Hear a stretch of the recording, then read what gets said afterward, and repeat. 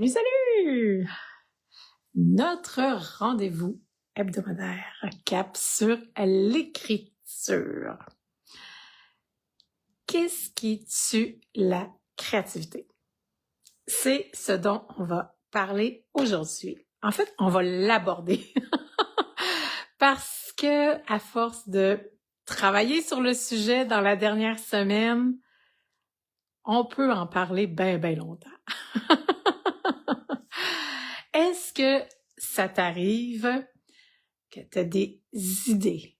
Tu sais, quand on a l'aspiration d'écrire un livre ou peu importe que ce soit écrire de la poésie, que ce soit faire du dessin. Et ici, on se concentre principalement sur l'écriture, bien sûr. La créativité, on a l'impression qu'elle n'est pas au rendez-vous quand qu'il faut. Des fois, moi, je suis dans le bain, puis là, j'ai des idées. Ah oui, je pourrais faire ça, je pourrais dire ça, mon personnage est comme ça. Puis là, j'ai plein d'idées, je vais marcher, même chose. Et là, quand j'arrive, je m'assois à mon bureau, pou. C'est comme si toutes les idées que j'avais puis toute la créativité qui était animée était disparue. C'est comme si elle se faisait très discrète. Fait que j'avais l'impression que finalement, la créativité, elle se présente quand c'est pas le bon moment, quand j'ai pas le temps de juste m'asseoir puis créer, en fait. Là, je me suis dit, qu'est-ce qui tue la créativité? Et c'est là que je me suis mise à creuser sur le sujet en m'observant d'abord parce que, tu sais, qu'est-ce qui a une influence pour moi peut être différent aussi pour quelqu'un d'autre, c'est sûr, même si, d'après moi, tu vas te reconnaître dans certaines pistes. Quand on se met à se comparer aux gens autour de nous, ah, cette personne-là, elle écrit tellement mieux que moi, j'ai l'impression qu'elle a plein d'idées. Quand je ne sais pas exactement où est-ce que je m'en vais, puis par où commencer, c'est un tueur de créativité.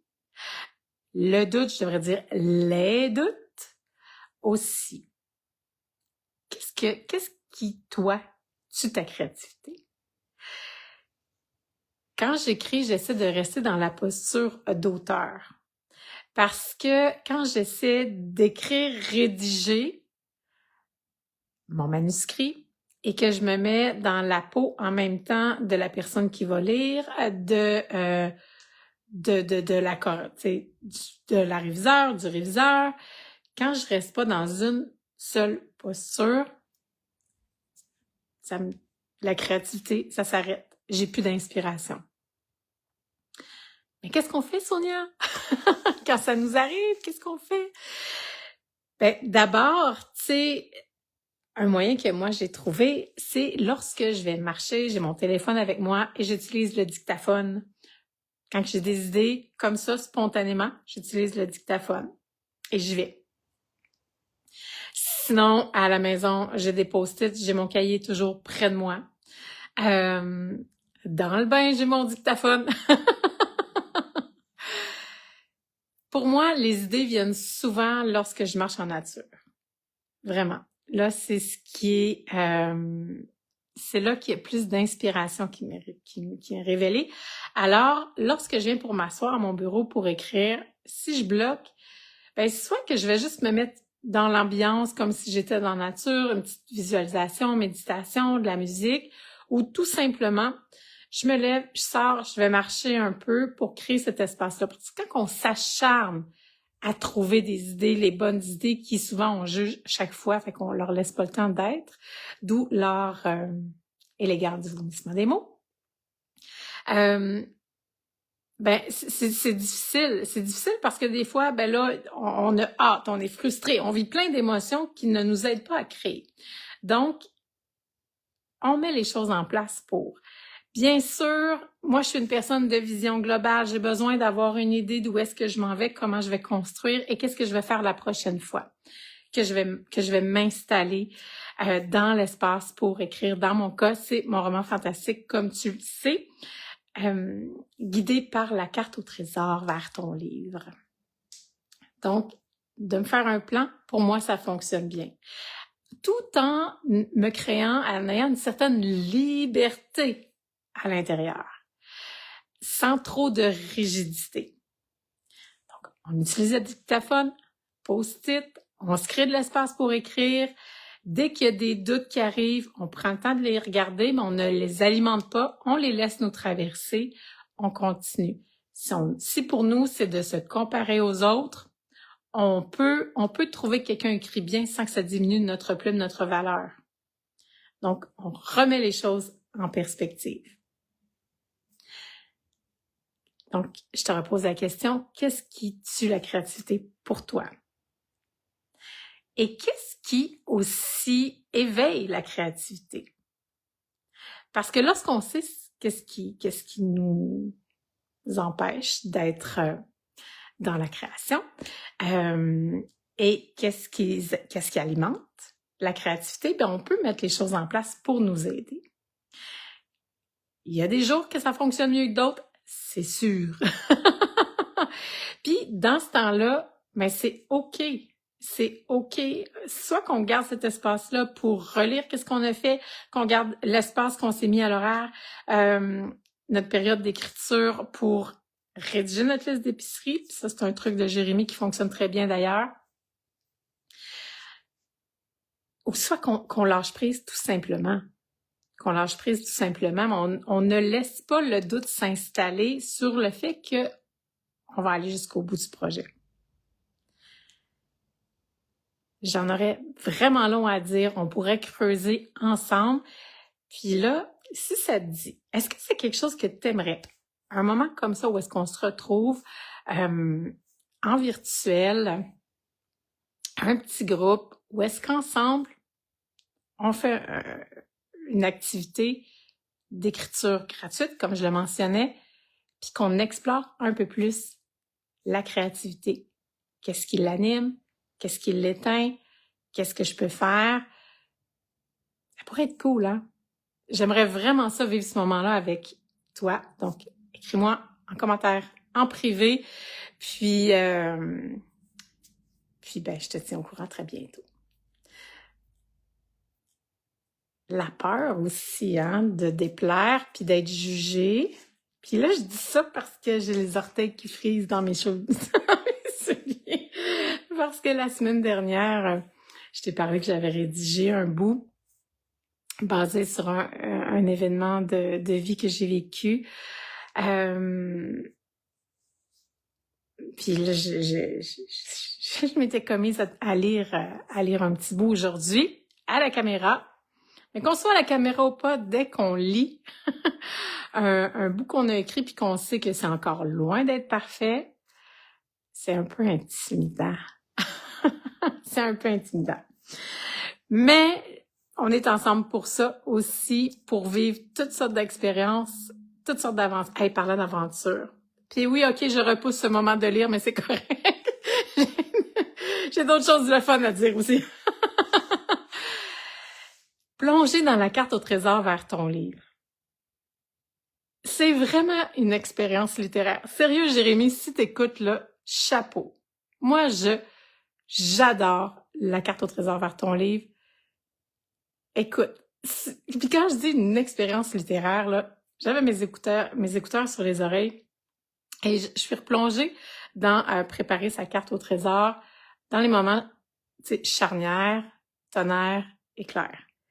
Mais quand c'est guidé puis qu'on entend le coup de tonnerre, là, oh my God, j'ai des frissons. Ça met tellement dans l'ambiance. Alors, je tenais à te le dire, Jérémy, chapeau pour ce produit extraordinaire. Moi, ça me fait revisiter complètement ma façon de vivre les choses et d'écrire. Que j'aime vraiment beaucoup, beaucoup. Est-ce que tu l'as fait, toi, la carte au trésor vers ton livre? Si oui, dis-moi où est-ce que tu es rendu.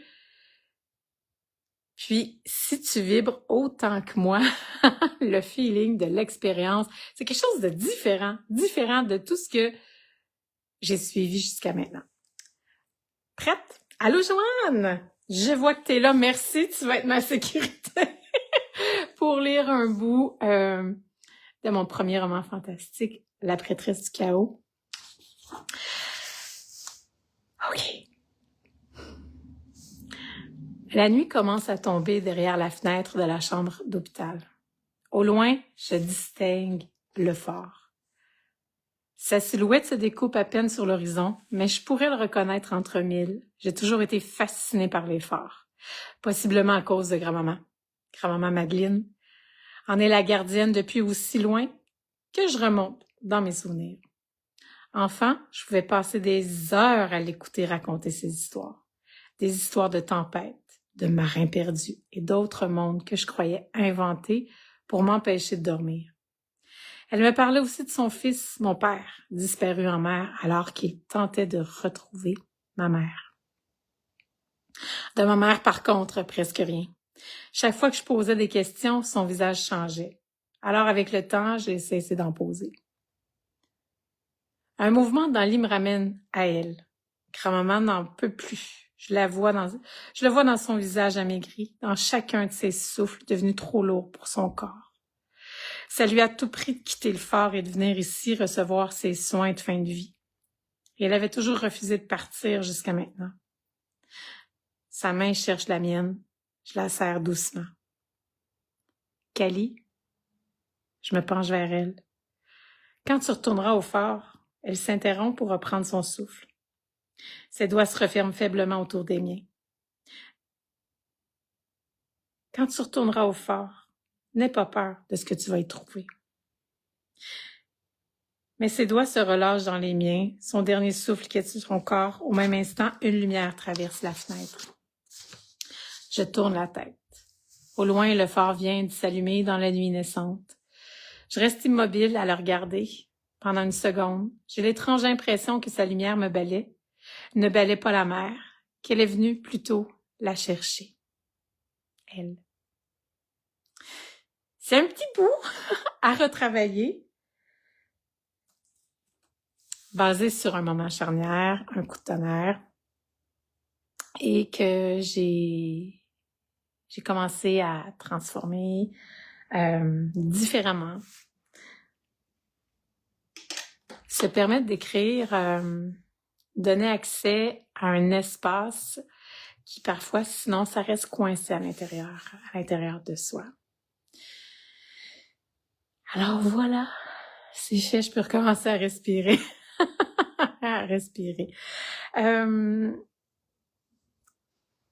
Là, je parle de mon projet Cap sur l'écriture. Je parle de ce roman fantastique.